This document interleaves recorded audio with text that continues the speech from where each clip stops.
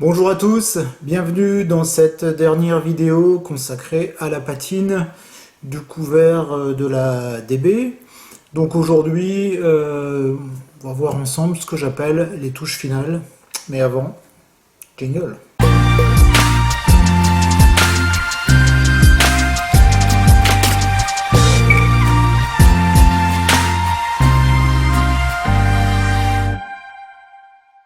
Alors à la fin de la dernière vidéo, je vous avais dit que j'allais passer un petit coup de vernis mat sur l'ensemble du modèle.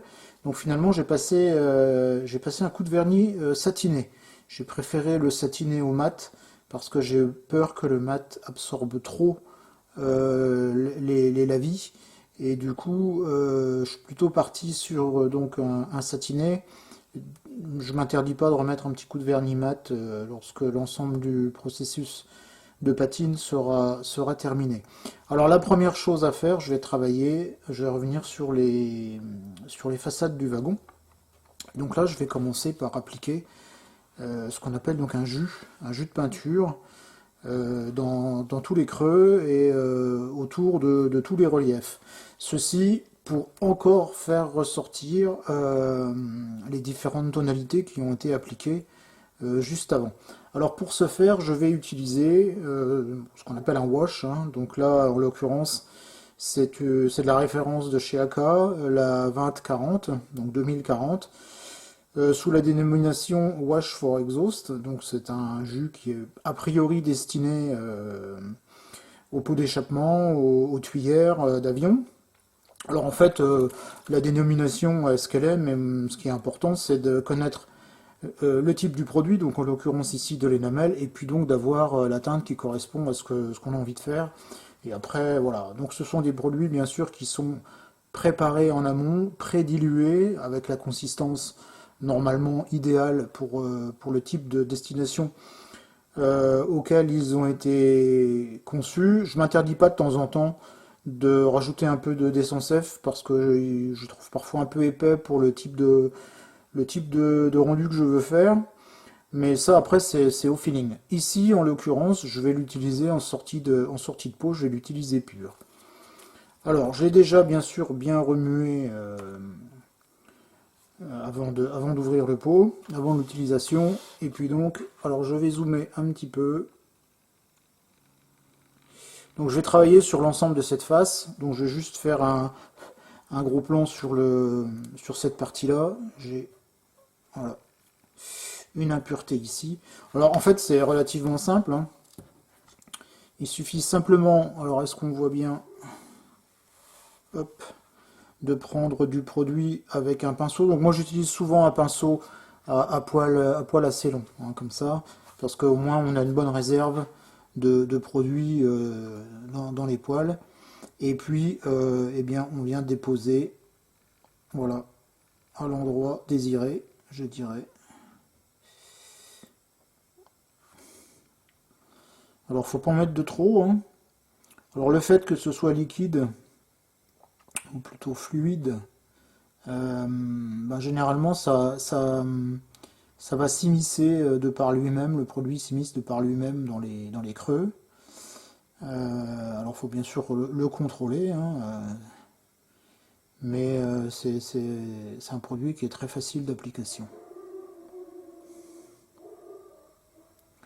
Donc voilà, je continue. Alors je ne vais pas tout faire parce que ça va prendre trop de temps. Je ne vais pas tout capter, mais après vous aurez compris le principe. Donc par exemple sur ce panneau-là, je fais donc toutes les parties, voilà, qui comportent soit des creux comme ici, ou soit des zones euh, comportant des angles. Voilà, donc ça j'avais traité, je vais faire ici. Vous voyez, ça va relativement vite.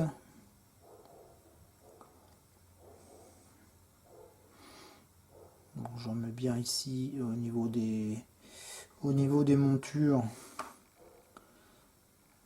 les entretoises métalliques qui vont conserver leur aspect un peu plus foncé. Voilà, ici également. Je descends jusqu'ici. Voilà, donc je vais continuer hors caméra le reste de la façade du wagon. Voilà, donc j'arrive sur le dernier panneau, j'ai traité la totalité du côté du wagon. Donc vous verrez, comme vous voyez, pardon, que j'utilise donc moi plutôt un brin, donc je reste dans les mêmes tons que précédemment utilisés. Moi j'aime bien travailler ton sur ton, c'est-à-dire donc avoir une palette de tonalités, quel que soit le type de peinture, donc qui reste dans un certain éventail, pas trop m'écarter de ça. C'est-à-dire que j'utilise rarement par exemple des couleurs complémentaires ou des choses comme ça pour, pour réchauffer, ou ça m'arrive uniquement quand je fais des filtres par exemple, où j'ai besoin de réchauffer un peu une couleur ou des choses comme ça. Mais sinon je travaille rarement avec à partir de couleurs complémentaires. Je travaille plutôt avec différentes tonalités, mais qui restent donc encore une fois dans un certain éventail de couleurs. Voilà, donc là je viens de terminer. Alors je vais dézoomer un peu de façon à ce qu'on voie un petit peu mieux. Voilà, donc vous voyez pour l'instant c'est un peu brut de fonderie, hein, mais c'est normal, c'est le but recherché. Donc là il faut laisser maintenant sécher environ 5-10 minutes. Donc ici je viens d'appliquer, donc faut attendre. Par contre, voilà, ici où j'avais déjà commencé à appliquer tout à l'heure, on voit que le diluant de peinture est déjà évaporé. Donc là, je vais pouvoir maintenant venir essuyer le surplus et laisser juste la fine bandelette de peinture à l'endroit où je souhaite qu'elle reste, de façon à accentuer encore un peu les ombres. Alors pour ce faire, je vais utiliser donc un pinceau assez fin. Moi, j'utilise souvent pour ce genre de travail des pinceaux Raphaël de la gamme Petit Gris. Donc c'est de la série 800 ou 830 ou 835, je sais plus. Enfin c'est un peu, celui-ci est référencé 835. Donc je pense que ça va être le numéro de la série. Et parce que je trouve qu'ils ont une bonne souplesse au niveau des poils et ça convient plutôt pas mal pour ce genre de travail. Donc, pareil, je vais traiter sous vos yeux ébahis cette partie-là, sachant que je vais faire le reste hors caméra, mais ça sera encore une fois strictement le même principe. J'ai de l'essence F ici, je trempe mon pinceau, je décharge le surplus et je viens ressuyer. Voilà. Le surplus de peinture en nettoyant très régulièrement mon pinceau, voilà, de façon à enlever des poils le diluant que je viens justement de prélever en surplus sur la maquette. Alors ici, par exemple, vous voyez, je travaille plutôt avec le plat des poils, tout simplement parce que je veux juste enlever sur la partie en relief. Voilà. Et donc, je ressuie le centre du panneau qui a déjà été traité spécifiquement. Alors, ce qu'il faut savoir, c'est que généralement, toutes les phases de peinture viennent, enfin, quand on applique sur un modèle, viennent assombrir les phases précédentes. C'est pour ça, alors je l'ai déjà dit, c'est pour ça qu'en règle générale, on travaille souvent un peu plus clair que nécessaire, parce que lorsque l'on sait qu'on aura une phase de peinture encore à venir derrière, une phase de patine, on va assombrir les couches précédentes. Donc, ici, évidemment, ça ne déroge pas à la règle. Donc, en fait, les effets que j'avais créés avant seront légèrement assombris. Et c'est pour ça qu'en dernier lieu, donc ce que j'appelle les touches finales, je vais venir après aussi les retoucher de façon à ce que visuellement je crée des points d'intérêt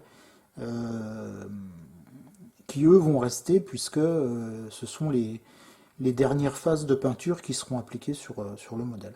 Donc voilà pour la partie je ressuie le trop plein de peinture, hein, et rien d'extraordinaire. En plus de ça, l'avantage de travailler ton sur ton, c'est qu'on obtient vite des fondus.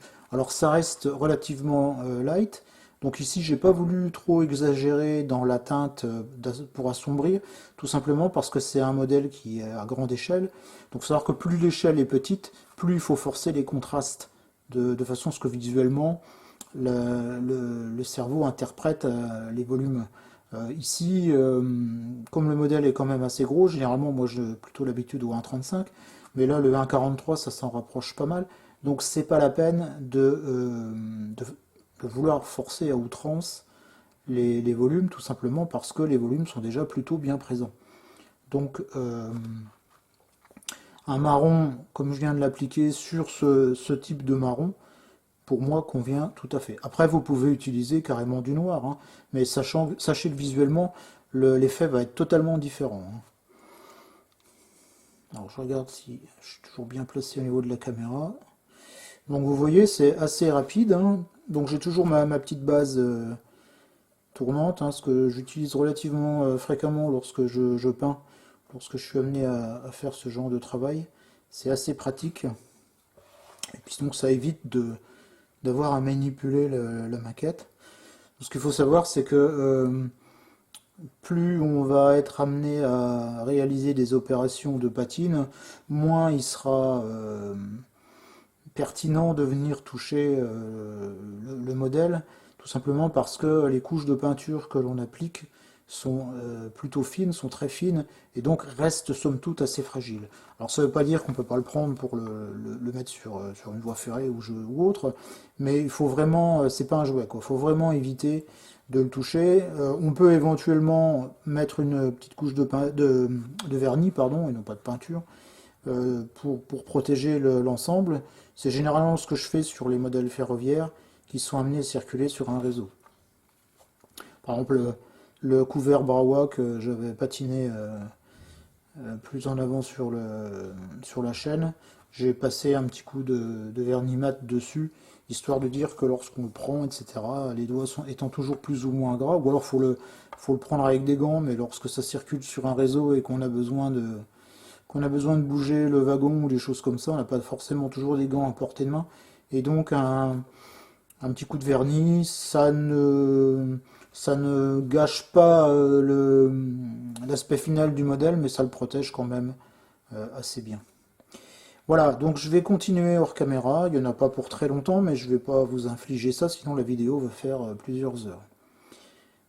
Bien, donc je termine le dernier panneau à l'instant. En plus, celui-ci étant plus foncé, le travail en est d'autant plus facile. Parce que je fonds en fait une peinture, une teinte foncée sur une base qui est déjà foncée. Donc c'est beaucoup plus facile. Voilà, donc je vais m'arrêter là. J'ai voilà, une petite retouche ici. Je vérifie un petit peu mon travail. J'ai quelques traces. Moi j'aime bien ne pas laisser de traces, c'est-à-dire que si j'ai besoin de réaliser des coulées par exemple, des coulées de saleté, peut-être ce qu'on fera tout à l'heure, je préfère les traiter vraiment en tant que telles et non pas laisser une trace suite à un travail qui en fait est destiné à autre chose qu'à créer une coulée de saleté. Voilà. Donc j'avais déjà traité les autres faces hein, avant. Il me restait donc celle-ci à faire, celle qu'on vient de faire ensemble. Alors j'ai plutôt, voilà, regardez ce côté-là qui lui est sec. Donc, alors je vais peut-être dézoomer un peu. Hop, voilà. Donc on a maintenant quelque chose d'un peu plus contrasté, même si au premier abord, étant donné qu'on est quand même sur du ton sur ton, c'est pas quelque chose de flagrant, mais ceci dit, ça a quand même son importance, parce que là, j'avais besoin en plus de faire bien ressortir les montants, qui eux sont souvent d'une teinte plus foncée. Donc maintenant, je vais laisser sécher tout ça à minima 24 heures, voire 48. Bien, donc le temps que le jus sèche, on va maintenant s'occuper un petit peu du châssis. Alors la dernière fois, on avait donné un petit peu de contraste avec de la peinture acrylique grise. Et donc ce que je vais faire maintenant, c'est que je vais passer sur l'ensemble du châssis un filtre plus ou moins prononcé de peinture rouille. Alors pour ce faire, je vais utiliser deux teintes différentes. Je vais utiliser donc du Wash Light Rust, le AK046, et du Rust Streak, le AK013. Alors ce que j'utilise souvent ces deux teintes-là pour pouvoir varier un petit peu la tonalité. Euh, ça permet d'obtenir pas mal de tons de rouille. Donc là, je veux pas quelque chose de trop orangé quand même, parce qu'en fait, les châssis sont quand même pas trop rouillés. Il y a quand même une légère teinte rouille qui transparaît, mais c'est pas non plus rouillé à l'extrême. Alors, j'ai déjà mélangé mes deux couleurs.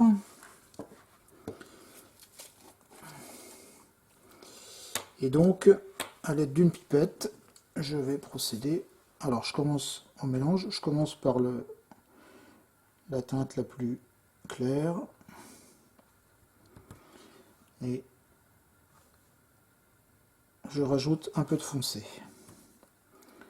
Alors, je mélange. Voilà. Donc là, je suis plutôt bien. Je vais... Alors, je vais nettoyer ma pipette. Juste rajouter un petit peu. Voilà, ça suffira amplement. Je vais mettre ça sur le côté.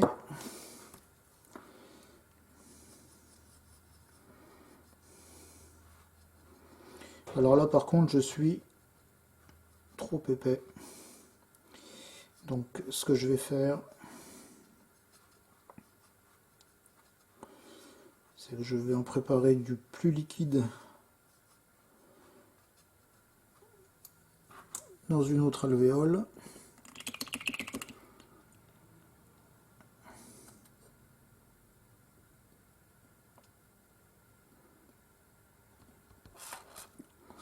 Voilà.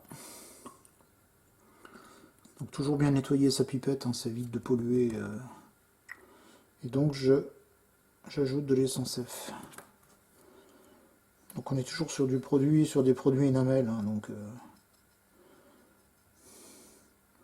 donc là j'ai du produit un petit peu plus dense. Ici j'en ai du un petit peu plus dilué. Vous allez comprendre pourquoi tout de suite. Alors, ce que je vous conseille toujours de faire, c'est de reboucher les pots que vous n'utilisez plus. Ça vous évite un geste malheureux. Et je parle d'expérience. Et de vous en retrouver avec plein votre espace de travail. Allez, on y va. Donc, c'est très simple. Hein. Je prends du mélange. Je l'applique sur le châssis. Et je viens plus ou moins essuyer de façon à n'en laisser qu'une très légère couche. Alors je vais déjà traiter les flancs et je traiterai le dessous en dernier, tout simplement parce que comme c'est la partie qui se voit le moins, si je manque un petit peu de mélange, j'arriverai toujours à en refaire pour retrouver à peu près la teinte avec laquelle j'ai travaillé. Mais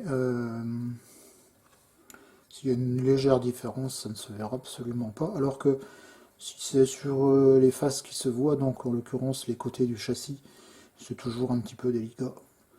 Enfin, à mon sens. Voilà. Donc, maintenant je vais revenir avec du mélange un peu moins dilué pour traiter la zone, voilà, des amortisseurs, des lames d'amortisseurs. Ça, c'est une zone que je souhaite accentuer un peu au niveau de la rouille. Hop, et donc là, je viens rediluer. Donc l'idée, ça c'est l'idée du filtre, hein, c'est vraiment de laisser une très mince couche de peinture qui viendra juste modifier l'aspect final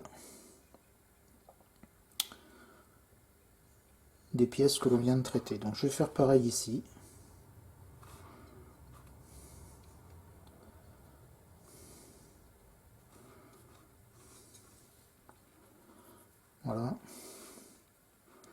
Alors en plus, le diluant, on a rallongé avec de l'essence F, hein, donc ça s'évapore quand même assez vite, hein, l'essence F est volatile.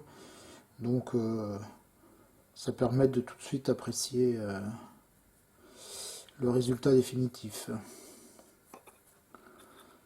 Alors, au niveau des marquages, j'accentue un petit peu plus le ressuyage, tout simplement parce qu'il ne faut pas non plus même si on est au niveau du châssis et qu'ils sont moins visibles, dans le sens où avec la poussière, etc., ils ont un peu tendance à s'effacer.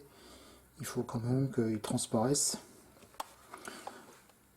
Alors, je vais faire... Est-ce que... Voilà, je suis toujours bien placé, donc je vais faire la traverse avant.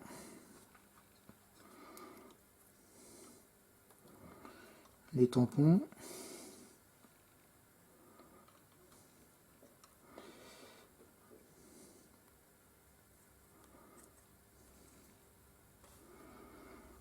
Alors les boîtiers d'attelage normalisés aussi, hein, je les ai laissés. J'aurais pu éventuellement les enlever, mais comme le wagon n'est pas à moi, je préférais les laisser. Voilà, un petit coup ici. Voilà.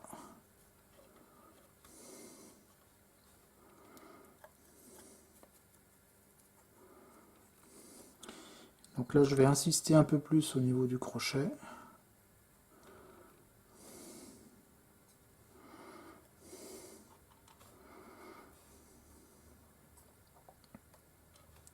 Donc je vais laisser sécher un petit peu, je ferai le reste après. Et donc, point important, il ne faut pas oublier de faire les roues. Donc vous voyez ici, je les ai montées avec de la pâte à fixe, de façon à ce qu'elles soient bien, horizontales. Et donc, j'applique généreusement mon mélange.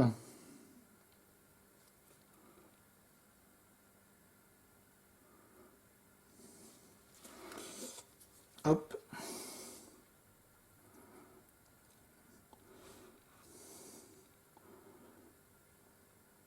Donc là, j'applique simplement donc mon mélange comme ça et je vais laisser sécher, hein, puisque derrière, il y aura un voile de peinture qui va revenir dessus. Un voile de peinture poussière. Donc il va traiter l'ensemble des éléments. Voilà, je les laisse bien à l'horizontale et je vais les laisser sécher à part et je vais traiter donc le reste de mon châssis. Donc les deux côtés, donc ce côté-là, la face avant, que je n'ai pas traité avant, ensuite je vais faire le dessous. Donc ça je vais le faire hors caméra, parce que de toute façon, encore une fois, le principe reste le même. Donc j'ai terminé de passer le jus de couleur rouille au niveau du châssis. J'ai laissé sécher, on va dire, une petite dizaine de minutes. Et maintenant, je vais venir tranquillement retravailler ce jus qui est sec, hein, pratiquement, avec un pinceau, pour l'instant, un pinceau sec. Alors en fait, c'est très simple. Je viens simplement, voilà, fondre et enlever. On arrive à enlever encore les pigments. Je viens simplement, voilà, avec mon pinceau, délicatement frotter de façon à fondre. Alors je vais essayer de faire plutôt un zoom, voilà, que vous voyez par exemple, voilà, à ce niveau-là. Je ressuie un peu mon pinceau, voilà, donc je viens et j'arrive à enlever, puisque en fait la peinture n'est pas encore sèche. J'arrive à fondre et à enlever les pigments là où je considère qu'il y a trop de pigments qui se sont déposés. Voilà. Donc,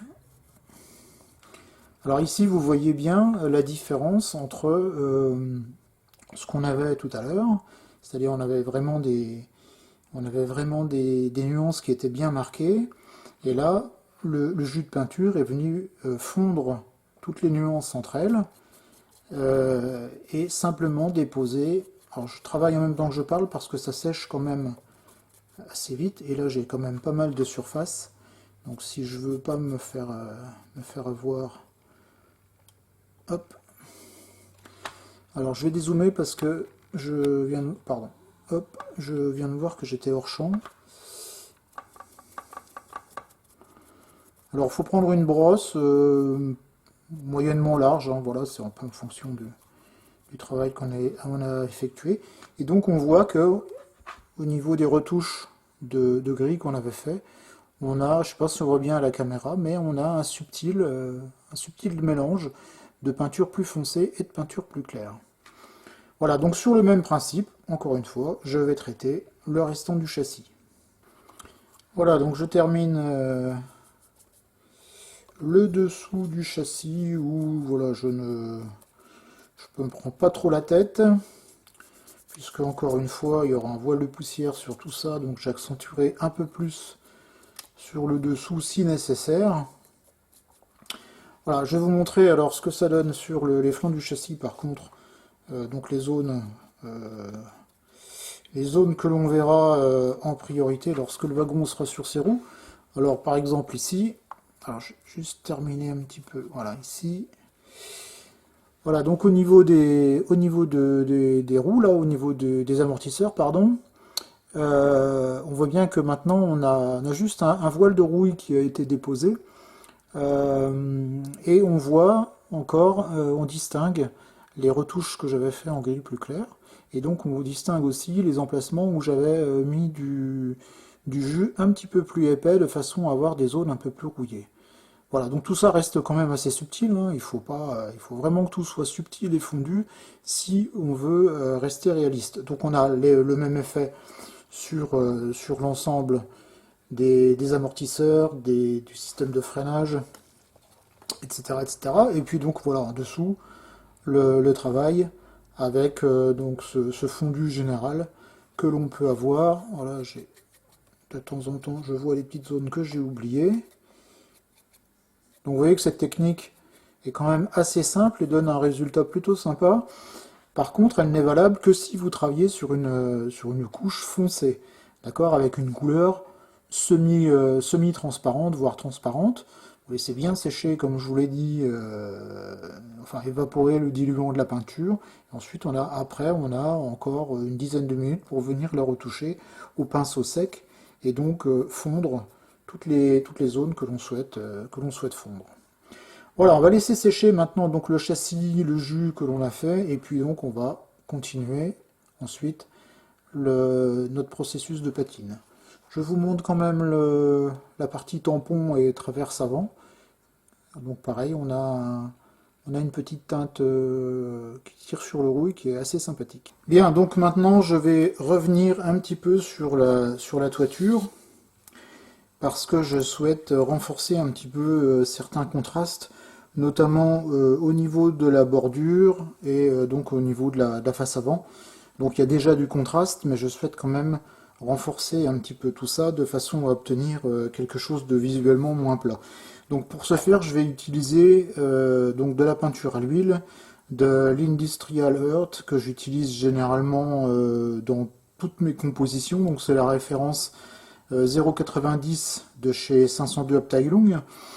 Donc je vais l'utiliser comme j'ai utilisé la peinture à l'huile précédemment pour éclaircir les panneaux. D'ailleurs, j'y reviendrai juste après.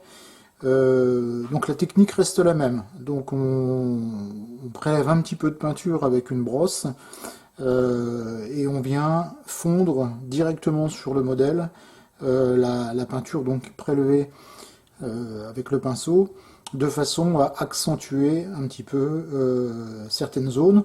Donc je l'avais dit déjà précédemment, généralement j'utilise cette technique plutôt pour éclaircir, mais parfois pour foncer en l'occurrence, comme je le fais ici. Donc la technique est assez simple et assez rapide, hein. Il faut quand même y consacrer un minimum de temps, mais ça permet d'avoir des contrastes assez prononcés.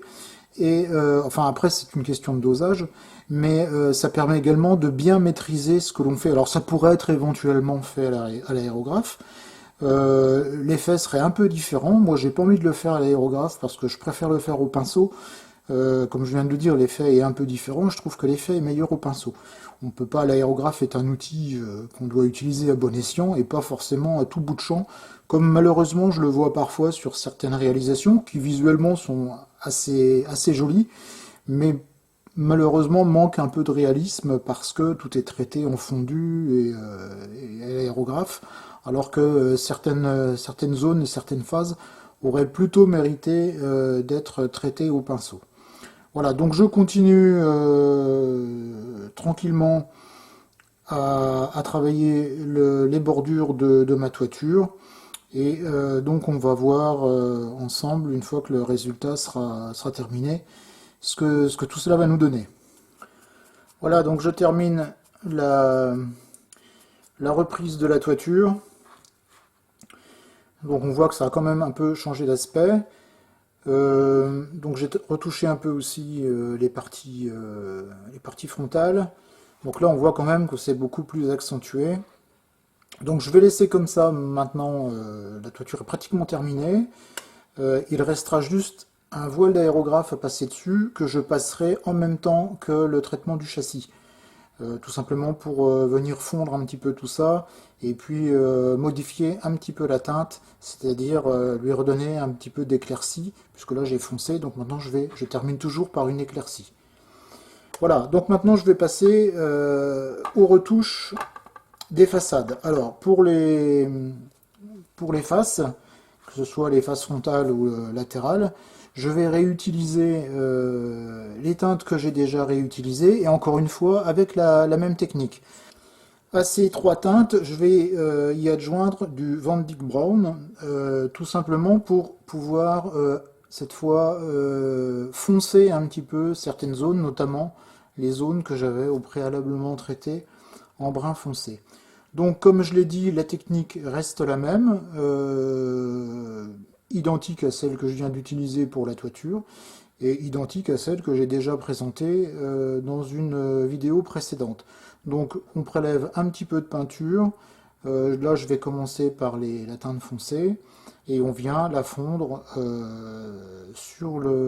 à l'emplacement désiré, et puis ensuite je vais passer aux couleurs les plus claires en venant piocher dans telle ou telle couleur en fonction de l'endroit que je souhaite traiter. Donc tout ça a pour but, encore une fois, de venir rééclaircir les zones qui ont été assombries par le traitement précédent, qui était le jus. Hein. On arrive toujours à assombrir un petit peu les teintes. Donc moi je termine toujours par raviver un peu les couleurs avec des teintes un petit peu plus claires. Voilà, donc je termine la reprise des faces du wagon. Donc je vais traiter bien sûr la toiture juste avant. Donc là, j'ai repris, donc, comme je viens de le dire, chaque face. J'ai utilisé quatre couleurs, donc on les voit bien sur ma palette, les blas. Hein. Donc ça, c'est le brun que j'ai utilisé pour la toiture. Et donc vous voyez pour chaque couleur, j'ai utilisé un pinceau différent. D'accord? Donc ça me permet de éventuellement venir retoucher un petit coup de pinceau malheureux ou des choses comme ça. Donc je travaille en fait tout d'abord avec la couleur la plus foncée et ensuite je vais vers la plus claire et je reviens de temps en temps en arrière pour retravailler une zone si je ne suis pas satisfait de ce que j'ai fait. Donc voilà pour le moment où on en est. Donc maintenant que les huiles sont posées, je vais laisser sécher un petit peu. Je vais ressortir l'aérographe pour une dernière passe au niveau du châssis et de la toiture. Et puis ensuite quelques finitions et on considérera le travail comme terminé. Voilà, mon huile que j'ai appliquée précédemment est maintenant sèche. Je vais donc maintenant terminer la toiture et le châssis. Donc je vais ressortir l'aérographe pour simplement passer un voile donc au niveau de la toiture, un voile de peinture qui va uniformiser un petit peu les différents effets que je viens d'appliquer. Alors je vais rester extrêmement léger parce que l'idée c'est pas de les supprimer, c'est vraiment de faire en sorte qu'ils se fondent les uns avec les autres. Pour la partie châssis, je vais procéder exactement de la même façon. Et je vais encore une fois essayer de rester quand même discret, c'est-à-dire que là je vais simplement appliquer le voile de poussière qu'on rencontre généralement sur tous les wagons, hein, qui est le voile de poussière généré par les intempéries et le déplacement. Alors, pour ce faire, je vais reprendre mes lacs de chez AK Interactive. Et donc, pour la toiture, je vais utiliser un gris, donc la référence RC 879, qui est du Russian Grey Green. Et donc, à ce gris, je vais y ajouter une teinte rouille, donc, que j'ai mis dans ce petit pot d'orange clear. Simplement, c'est la teinte que j'ai utilisée précédemment, donc en faisant mes différents mélanges. Donc je vous rappelle que voilà, j'avais mélangé 4 peintures différentes pour obtenir des tonalités de rouille différentes les unes des autres. Comme il m'en restait dans l'aérographe, donc je l'ai conservé dans un flacon qui était vide. Voilà, donc je vais mélanger, comme je viens de le dire, ces deux teintes pour obtenir quelque chose de gris tirant un peu sur le rouille et je vais m'en servir pour la toiture. À ce mélange, lorsque j'aurai terminé, je vais y rajouter du bœuf, donc la référence 0,14, pour l'éclaircir un peu plus et avec cette couleur, je vais traiter l'intégralité du châssis. Voilà, donc par légères passes, par passes successives et assez légères, donc je traite la toiture. Donc là, j'utilise un aérographe avec une aiguille de 0,3. Donc je n'ai pas besoin d'avoir quelque chose de trop fin, mais il faut bien entendu pas quelque chose de trop gros. Donc généralement, le bon compromis, moi j'utilise assez souvent l'aiguille 0,3, la 0,2 je la réserve vraiment lorsque j'ai des vaporisations à faire sur des détails ou des choses comme ça. Voilà, donc il suffit simplement voilà, d'appliquer, de laisser un petit peu le solvant s'évaporer et puis de voir l'effet qui est créé. Et puis si ça va pas, bien on revient à nouveau dessus. Concernant donc le châssis, j'utilise bien entendu le même aérographe puisque j'ai repris, comme je l'avais dit précédemment, le mélange qui m'a servi à traiter la toiture. J'ai simplement rajouté un peu de bœuf et donc je vaporise de façon à créer un voile de poussière sur l'ensemble du châssis tout en ayant à l'esprit qu'il faut bien que je garde les effets précédemment appliqués.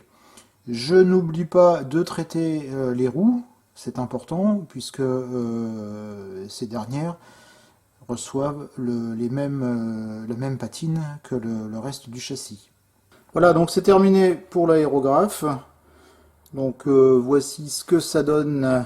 J'essaye, voilà, au niveau du châssis et au niveau de la toiture.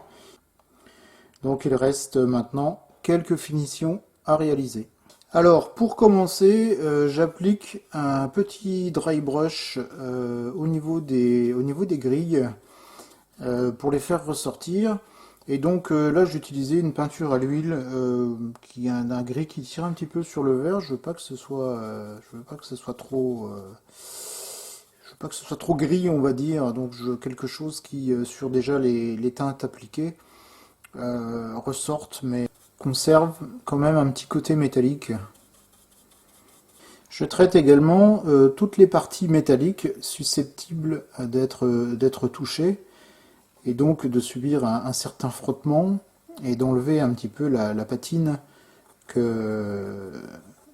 est appliquée au niveau du wagon. Donc, par exemple ici au niveau des marchepieds, au niveau du loquet, au niveau des différentes mains montoirs, au niveau des différentes poignées, au niveau des marchepieds, notamment les grilles qui sont assez jolies sur ce wagon, c'est de la grille en photodécoupe. Voilà, donc je traite toutes les zones qui me paraissent susceptibles de subir une usure et d'être lustrées en fait par une utilisation plus ou moins intensive. Alors maintenant je vais m'occuper de la bande de roulement des roues et des attelages.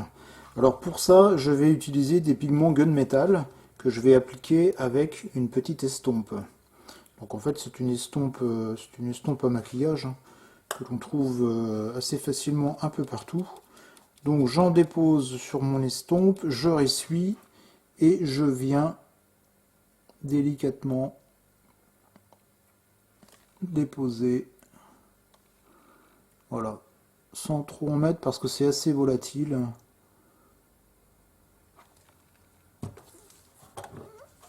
Du pigment. Alors je traite cette zone là avec du pigment acier tout simplement parce que c'est une zone qui est soumise à beaucoup de contraintes et donc qui a tendance à être un petit peu lustrée par les différentes interventions du personnel qui fait les attelages. Voilà, donc il faut en mettre très peu, hein. Ça marque assez vite. Ensuite, au niveau des roues, eh bien c'est à peu près la même chose. Je reprends un peu de pigment. Et donc, alors, voilà, je vais faire un peu de place. Je vais peut-être zoomer pour que on voit mieux. Voilà, donc il suffit simplement de déposer l'estompe au niveau de la bande de roulement et de faire tourner la roue. Alors je vais en mettre un petit peu plus parce que ça ne marque pas assez. Et je recommence.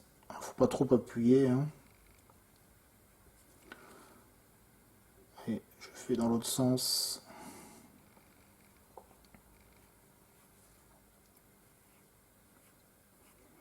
Et je viens lustrer mon pigment de façon à le fondre avec, avec la peinture que j'ai appliquée précédemment. Alors maintenant je vais ajouter quelques traces de graisse. Je vais rester quand même assez light parce que en règle générale, même si la graisse arrive à sointer, la poussière finit toujours par s'accumuler dessus et on voit moins l'effet gras ou graisseux que l'on pourrait avoir si c'était de la graisse qui sointait d'un organe qui ne subit pas d'agression extérieure. Alors, pour ce faire, je vais utiliser de l'Engine Oil de chez AK Interactive, la référence AK084. Alors, c'est un produit un petit peu visqueux. Par contre, je ne l'ai pas mélangé. Je vais le faire tout de suite. Donc, c'est un produit un peu visqueux qui est un fini brillant. D'ailleurs, je fais attention de ne pas en mettre partout. Ce sera mieux. Voilà. Donc qui est relativement discret, hein, c'est pas en fait ce qu'on va surtout voir, ce sont des effets de brillance donc sur les points qui seront traités. Voilà. Donc je vais en prélever un petit peu avec ma baguette. Voilà, là j'en ai très largement. Je vous l'ai déjà dit, rebouchez systématiquement les pots que vous n'utilisez pas. Alors, en fait, je vais traiter uniquement la partie des crochets d'attelage et au niveau des boîtes d'essieu. Je ne vais pas traiter les tampons maintenant, je vais les traiter juste après parce que vont avoir un petit traitement un peu spécifique. Alors, c'est pas compliqué, on prend un peu de produit et on en dépose. Voilà. Là où on souhaite. Alors, faut pas en mettre de trop. Mieux, comme d'habitude, toujours en rajouter. Parce qu'en enlever, c'est pratiquement impossible. Voilà.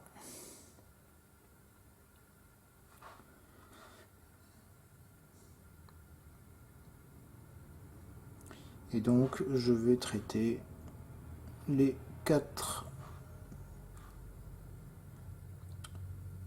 boîtes d'essieu de la même façon. Au niveau des crochets, eh bien, voilà. J'en dépose un peu sur les parties mobiles.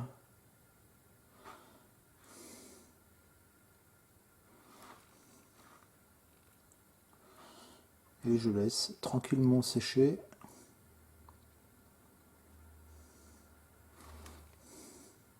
Allez, je vais traiter le reste de la même façon.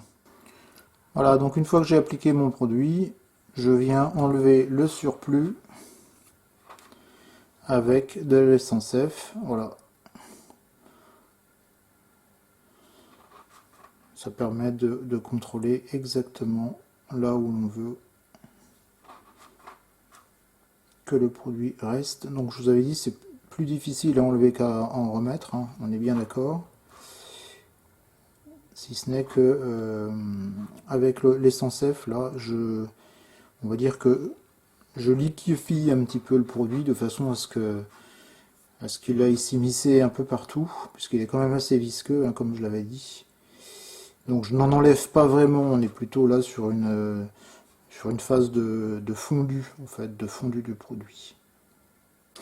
Voilà, donc j'ai terminé pour cette partie-là. Je vous montre ce que ça donne une fois que le produit est sec. Donc une fois qu'il est retravaillé avec de l'essence F, ça reste quand même assez discret. Alors après, on peut, le cas échéant, augmenter encore l'effet. Il suffit simplement d'en rajouter.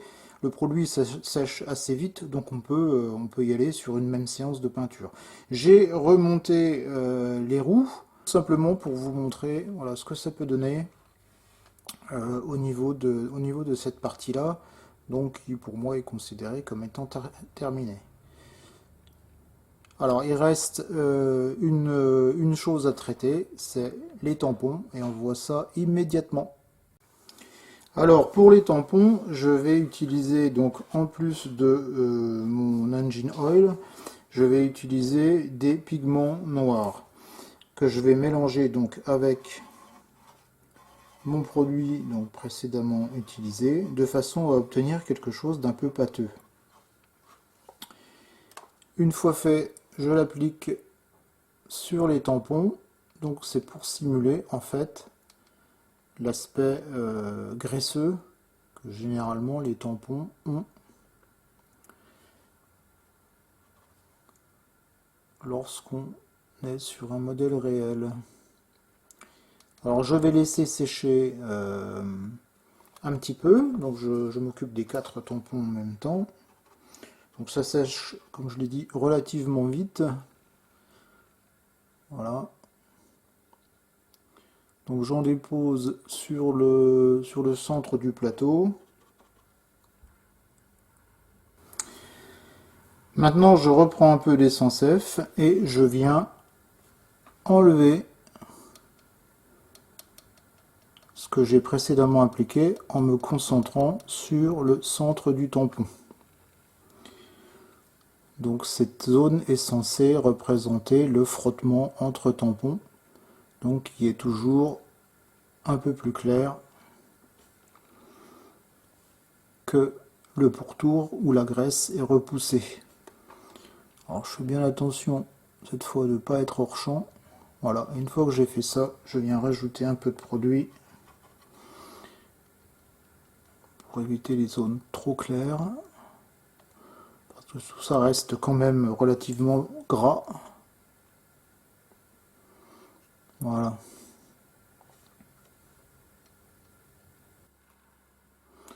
Voilà, les tampons sont terminés. On a bien une bonne couche de graisse sur les pourtours. Je considère que la patine de mon wagon est terminée. Voilà donc pour cette vidéo, je dirais au long cours, parce que je crois que je dépasse les 50 minutes. Alors j'aurais pu faire 2 vidéos au lieu d'en faire une de 50 minutes, mais j'ai préféré clore cette playlist et ne pas rajouter encore une vidéo. Je voulais pas que ce soit trop long, je préférais faire une vidéo un peu plus longue que d'habitude, plutôt que d'avoir une vidéo supplémentaire. Sachez toutefois que après cette vidéo, il y a encore une vidéo qui concerne le couvert de la DB. C'est une vidéo bonus que j'ai tournée pendant que je tournais les vidéos sur la patine, donc je vous la laisse découvrir, voilà, ça sera la petite surprise. Donc comme vous pouvez le voir, beaucoup d'étapes. J'aurais pu encore en rajouter, j'aurais pu créer d'autres effets, mais j'ai pas voulu trop en faire. Parce que sinon, je vous dis, après, on a des vidéos qui font pratiquement toute une heure et puis on ne s'en sort plus. Mais ceci dit, l'essentiel est dit sur cette playlist. Donc après, charge à vous de éventuellement d'en tirer les choses qui vous intéressent, de les essayer et puis surtout de les adapter parce qu'il ne faut pas éviter, il faut pas hésiter, je veux dire, à prendre ce que les gens vous proposent. Moi ici, c'est voilà, toutes les vidéos que je fais ou tous les conseils que je donne, c'est juste pour le plaisir de partager. Je n'attends rien en retour. Et donc prenez ce que vous voulez prendre, adaptez-le et puis adaptez-le à votre façon de peindre, utilisez les produits avec lesquels vous vous sentez le mieux. Et puis l'important c'est d'être heureux et de faire du modélisme. Voilà, moi je vais retourner ma maquette plastique que j'aime aussi beaucoup et je vous dis à bientôt pour une prochaine vidéo.